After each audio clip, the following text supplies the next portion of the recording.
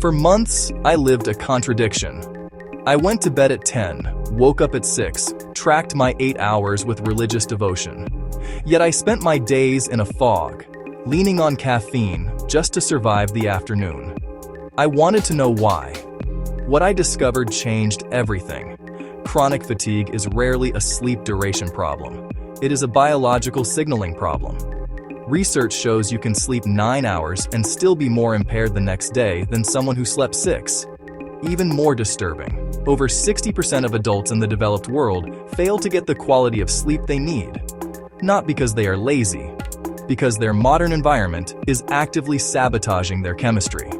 The more I dug into this, the more the evidence pointed to 3 specific factors that mainstream health advice completely ignores. The research of neuroscientist Dr. Matthew Walker, chronobiologist Dr. Sachin Panda, and science investigator James Nestor helped explain what I found. 3 hidden factors keeping millions of people in a state of permanent exhaustion, and none of them have anything to do with how many hours you spend in bed. The first thing I discovered is that your body does not just care about how much you sleep. It cares deeply about when you sleep. Every organ in your body has a clock. These are called circadian rhythms, and as Dr. Sachin Panda's research at the Salk Institute shows, these clocks are the master conductors of your energy. In the circadian code, Panda presents evidence that when these internal clocks fall out of sync with the external world, your body cannot perform its restorative functions. Most of us are living in a state of what researchers call social jet lag. By using artificial blue light late at night and eating at irregular hours, we are sending our brains a signal that it is noon when it is actually midnight. Panda's studies on light exposure reveal that even a few minutes of the wrong light at the wrong time can delay melatonin production by hours. But what surprised me most was the impact of late eating. When you eat close to bedtime, your metabolic clock resets, forcing your body to focus on digestion rather than the deep cellular repair that should be happening during sleep.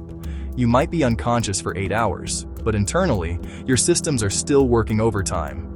You wake up exhausted because, biologically, you never had a night's rest. The second part of my investigation focused on what is actually happening while you are asleep. Mainstream advice tells you to get 8 hours. It almost never mentions sleep architecture, the complex sequence of light, deep, and REM sleep stages your body needs to actually restore itself. I looked closely at the work of Dr. Matthew Walker, neuroscientist at UC Berkeley. His findings in Why We Sleep are a wake-up call for anyone who uses alcohol to wind down or sleeps in a warm room. Walker's research shows that sleep is not a single block of time. It is a precisely scripted biological sequence. Disrupt the architecture, and the hours are meaningless. Walker found that alcohol is not a sleep aid. It is a sedative that fragments sleep and completely blocks REM, the stage responsible for emotional processing, memory consolidation, and cognitive restoration. Even more striking is the role of temperature. Walker's evidence shows your brain needs to drop its core temperature by 2 to 3 degrees Fahrenheit to initiate and maintain deep sleep. This is why you can spend 10 hours in a warm room and wake up feeling destroyed. Your brain's internal cleaning system, the glymphatic system, only operates fully during deep and REM sleep. If your room is too warm, too bright, or if you have caffeine or alcohol in your system, that cleaning process is aborted. You are not just tired. You are waking up with the metabolic waste of yesterday still sitting inside your brain. The third discovery was the most unexpected. Even after fixing my timing and cooling my room, I kept waking up with a dry mouth and a heavy head. This led me to the work of James Nestor, a researcher who spent years investigating the mechanics of human breathing. What I found in Nestor's book Breath is that how we breathe during the night is often the missing link in chronic fatigue. A significant percentage of people are mouth breathers during sleep. This is a physiological disaster. Mouth breathing bypasses the nose's natural filtration system and disrupts the balance of oxygen and carbon dioxide in your blood. Nestor participated in a study where his nose was plugged to force mouth breathing for 10 days. The results were immediate. Blood pressure spiked, heart rate variability plummeted, severe sleep apnea developed within days. Even without a clinical diagnosis, Nestor's research shows that disordered breathing keeps your nervous system in a state of low-level fight or flight throughout the night. Instead of resting, your heart is racing to compensate for poor oxygen delivery. You are running a marathon in your sleep.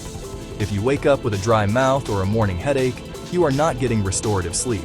No matter how many hours you spent in bed, you are suffocating just enough to stay permanently tired. As I connected these three findings, the picture became undeniable. Chronic fatigue is almost never caused by a single factor. It is a systemic failure. You feel exhausted because you are likely suffering from all three issues at once. Your circadian rhythm is disrupted by blue light and late eating, so your body does not know it is time to repair. Your sleep architecture is broken by temperature and stimulants, so your brain never gets its deep clean. And your breathing mechanics are inefficient, so your cells are starved for oxygen all night. This is why sleeping more never fixes the problem. You cannot fix duration when quality, timing, and breathing mechanics are all broken simultaneously. We have been sold the idea that sleep is a simple commodity we can buy back with extra hours. The evidence from Walker, Panda, and Nestor shows something very different. Sleep is a precision biological process. Ignore the mechanics, and the hours are wasted. If you want to stop being tired, stop focusing on the clock and start focusing on the signals. Based on what the research shows, here are 3 things you can do tonight. First, fix the timing. Following Panda's evidence, get 30 minutes of natural sunlight within an hour of waking and stop eating at least 3 hours before bed. This anchors your master circadian clock and tells your body when night actually begins. Second, protect the architecture.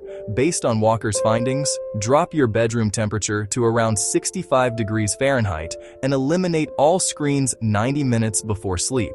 This allows your brain to transition into the deep restorative stages it desperately needs. Third, fix the mechanics. As Nestor's research demonstrates, nasal breathing during sleep is non-negotiable. Try placing a small piece of surgical tape over your lips at night to keep your mouth closed. It sounds extreme. The science behind it is not. My investigation into chronic fatigue changed how I understand my own energy. It is not a mystery. It is a predictable result of how we live. The evidence I have shared is supported by the research in Why We Sleep by Dr. Matthew Walker, The Circadian Code by Dr. Sachin Panda, and Breath by James Nestor. These were not the starting point of my investigation. They were the validation. Waking up genuinely refreshed is not a luxury. It is what your biology is designed to do when you stop working against it. If you want to go deeper into the science, I encourage you to look at their research yourself. The truth about your own energy is out there. You just have to know where to look.